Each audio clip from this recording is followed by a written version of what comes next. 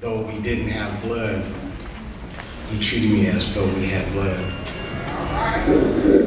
And he left a very indelible print on my life.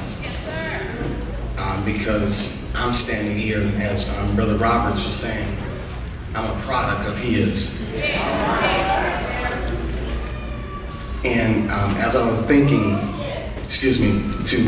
to the bishop of the house and to all the ministers of the rostrum, as I was contemplating on how to approach this day, one of the things that I was thinking about as it relates to Bishop McBride was predestination, and everything that God has ordained, he has already predestined. Romans 8:28 says, and we know all things work together for the good of them that love the Lord and are called according to his purpose.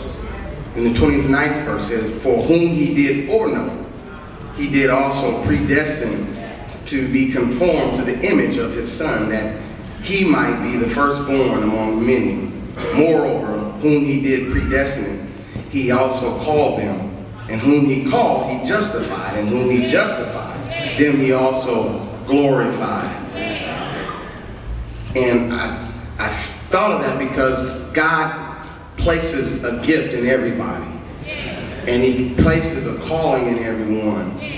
But I looked at the 91st number of Psalms, and the first verse, it said, he that dwells in the secret place of the Most High shall abide under the shadows of the Almighty.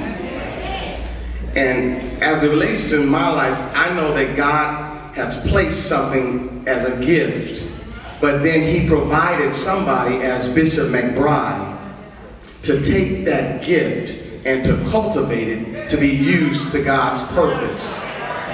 And the only thing that makes it available for Bishop McBride to have done that, he had to be aware of, or he had to operate in the secret things of God. God will show you some things when you're called, amen?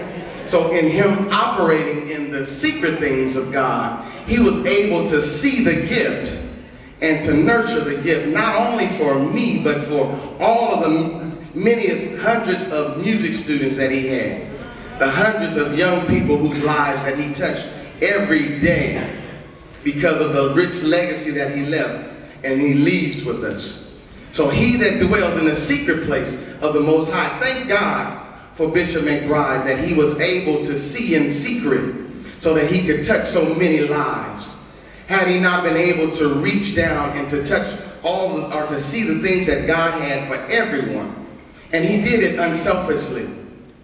Most folks don't want to give you of their talent because they'll think that you're going to take them or overshine them. But when you know what God has for you, then it's easier for you to give and to share your gifts with others. And he knew what God had for him. So he gave his best because everybody that he touched, he wanted them to be their best. He didn't want us to half-step in nothing that we did.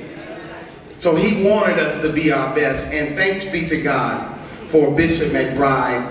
And I'm thankful that the Lord just allowed me to be a part of his life and allow him to be a part of my life, because I am truly standing on the shoulders of Bishop John Allen McBride.